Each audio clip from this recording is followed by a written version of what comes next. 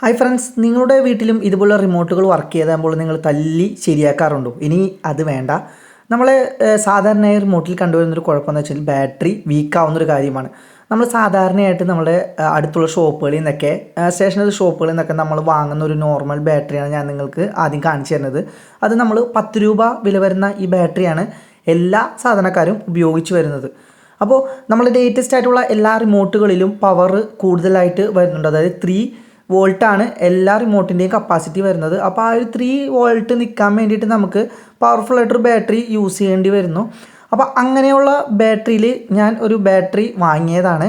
നമ്മുടെ ഈ ഡ്യൂറസെൽ എന്ന് പറയുന്ന ത്രിബിളയുടെ 0.5 വോൾട്ട് വരുന്ന ബാറ്ററിയാണ്. ഇത് ആൽക്കലൈൻ ബാറ്ററിയാണ്. ഈ ഒരു ബാറ്ററിയുടെ വില എന്ന് പറയുന്നത് 50 രൂപയാണ് ഒരു ബാറ്ററിയുടെ വില വരുന്നത്.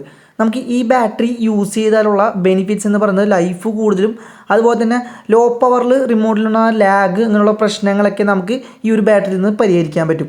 അപ്പോൾ നിങ്ങളും ഇതുപോലുള്ള ബാറ്ററികൾ യൂസ് ചെയ്യുക, റിമോട്ട് തല്ലിപ്പൊളിക്കാതെ ശരിയാക്കാൻ ശ്രമിക്കുക.